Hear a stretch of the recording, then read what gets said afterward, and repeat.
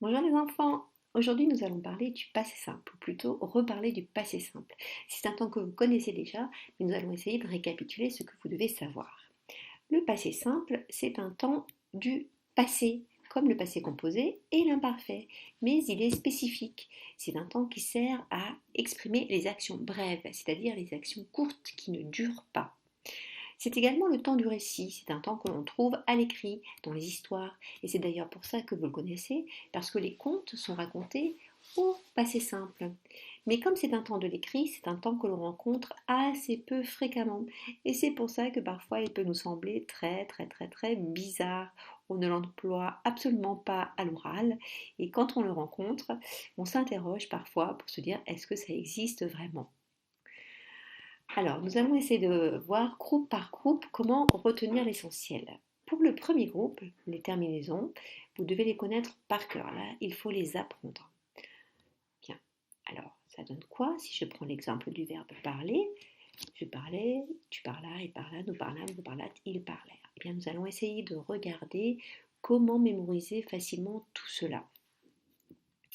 Il parla, ils parlèrent, comme je vous l'ai dit tout à l'heure, ce sont des formes que l'on rencontre très souvent dans les histoires. Donc, vous les connaissez, puisque vous les avez lus dans les livres. Et la troisième personne, quand on parle de quelqu'un, eh bien, c'est une personne qu'on utilise beaucoup à l'écrit. Et oui, évidemment, en revanche, nous et vous, par là, mais par là, ça, ce sont des formes très peu connues et qui nous semblent bizarres. Eh bien, c'est comme ça. Il faut retenir âme avec nous et hâte avec vous. Alors, je continue de regarder tu par là, a priori, A avec S, pour tu, rien de particulier. En revanche, je parlais, attention, il y a un AI. Ce n'est pas je parlais avec AIS. Je parlais avec AIS, c'est de l'imparfait. Donc je parlais avec AIS, ce n'est pas du passé simple. Et ça, c'est peut-être la plus grosse confusion que vous pouvez faire concernant le passé simple pour les verbes du premier groupe.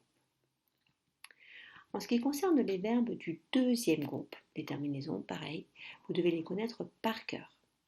Je te laisse les lire. Voilà. Si je prends un exemple avec le verbe réussir, je réussis, tu réussis, il réussit, nous réussissons, vous réussissez, il réussit. Eh bien, comme tout à l'heure, nous allons essayer d'observer des choses remarquables. Je réussis, tu réussis, il réussit. Eh bien, si vous êtes très attentif, ça doit vous évoquer quelque chose. Et oui, c'est exactement la même forme qu'au présent. Donc si vous savez conjuguer les verbes du premier groupe au présent, vous savez également les conjuguer au passé simple puisque c'est pareil. Pour nous et pour vous, bien c'est toujours pareil, c'est toujours cette forme un petit peu bizarre, mais toujours le M pour nous et le T pour vous. Donc des formes peu connues qu'il faut connaître. Et en définitive, il réussir, c'est finalement la seule forme qu'il faut connaître pour les verbes du deuxième groupe. Donc vous voyez, pour ce deuxième groupe, ce n'est pas très compliqué. Passons maintenant au troisième groupe. Et oui, troisième groupe, c'est la poubelle. C'est la poubelle dans laquelle on range tous les verbes qu'on ne sait pas mettre ailleurs. Et voilà, donc ça veut dire qu'il y a plusieurs types de terminaisons. Il y en a beaucoup. Il y a les verbes en i, comme pour le deuxième groupe. Il y a des verbes en u, il y a des verbes en un, et il y a même des verbes en a. Ah là là, c'est un petit peu compliqué. Alors on va essayer de faire un petit peu de ménage là-dedans. Les verbes en A, c'est très simple, ça ne concerne qu'un seul verbe, le verbe aller. J'allais, tu allas, il alla, nous allâmes, vous allâtes, ils allèrent. Donc on mémorise que c'est pour le verbe aller et on ne s'encombre plus l'esprit avec ça. De la même façon, les verbes en un, eh bien, ils s'intéressent à deux verbes seulement. Le premier, c'est le verbe venir. Je vins, tu vins, il vint, nous vîmes, vous vîtes, il vint. Et le verbe tenir. Donc à partir du moment où on sait que les terminaisons en un sont simplement pour le verbe venir et tenir et leurs dérivés, par exemple soutenir, devenir, etc., on ne s'encombre plus l'esprit avec. Donc il reste quoi au final?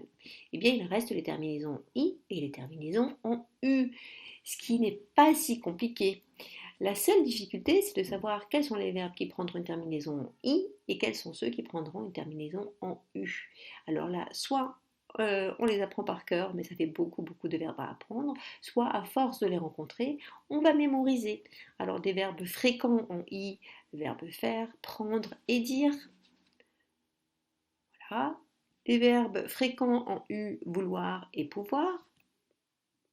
voilà, eh bien, il faut essayer de se dire que ce n'est pas aussi compliqué que ça en a l'air.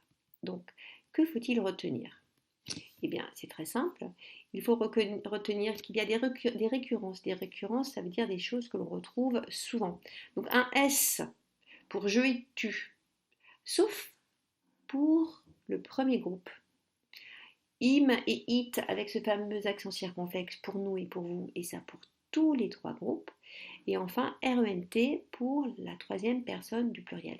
Ça, c'est récurrent, ça veut dire que c'est vrai à chaque fois. Et les particularités propres à chaque groupe. Pour le premier groupe, la déterminaison A. Pour le deuxième groupe, déterminaison I, mais le singulier, c'est exactement comme le présent. Et puis pour le troisième groupe, eh bien, on retient les formants 1 seulement pour venir et tenir, les formants I comme les verbes du deuxième groupe pour certains verbes, et les U pour les autres verbes. Donc tu vois, finalement, ce n'est pas si compliqué que ça. Il faut mettre un petit peu d'ordre dans ta tête pour arriver à bien conjuguer ces verbes-là. La solution, c'est vraiment de lire beaucoup, beaucoup, beaucoup, puisque comme je te l'ai dit au début, ces verbes-là sont des verbes de l'écrit. Donc en lisant beaucoup, c'est là que tu vas rencontrer ces verbes, et c'est là que les verbes vont te paraître plus familiers, et que tu vas donc les retenir plus facilement. Eh bien, je te dis au revoir, et on se revoit pour la visio très bientôt. Au revoir.